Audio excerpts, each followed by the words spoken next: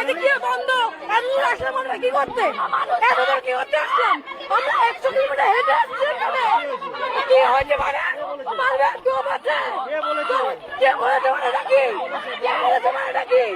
এতটা দূর এখন বলতে ছেলেদের ঢুকতে দেবে, মেয়ে ঢুকতে দেবে না।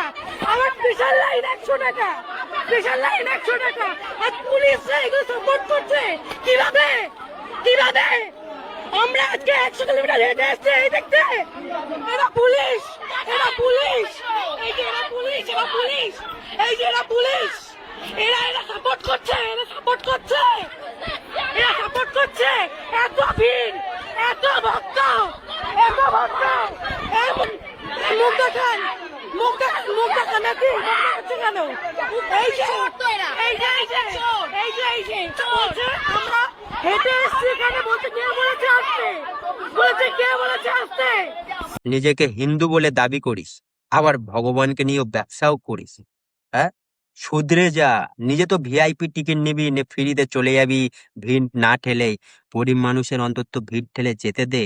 আর সব থেকে বড় কথা, ভগবান কখনোই ভেদাভেদ সৃষ্টি করেনি। ভগবান কখনোই বলেনি যে ভিআইপি টিকিট নাও, 100 টাকা দিয়ে টিকিট নাও, লো টিকিট নাও, মিডিয়াম টিকিট, এইসব ভগবান কোনোদিন বলেনি। ভগবান সমান। ভগবান তোর যেমন, ভগবান আমার তেমন। ভগবান বড় লোকের যেমন, ভগবান গরিবের তেমন। ভগবানের চোখে সবাই সমান। কে গরিব, কে বড় লোক, কে মধ্যবিত্ত, ভগবান এটা দেখে না। ভগবান চাই শুধু ভালোবাসে। এত মানুষ 100 কিলোমিটার পথ অতিক্রম করে আসছে, আরো হয়তো কত লোক আছে 500, 1000 এসব কিলোমিটার পথ অতিক্রম করে শুধুমাত্র ভগবানের আশীর্বাদ নেবে, ভগবানকে দেখবে বলে আসছে। তাদেরকে এই তাদেরকে এই দেখতে হচ্ছে, লজ্জাও লাগে না ভগবানকে নিয়ে ব্যবসা চালু করে?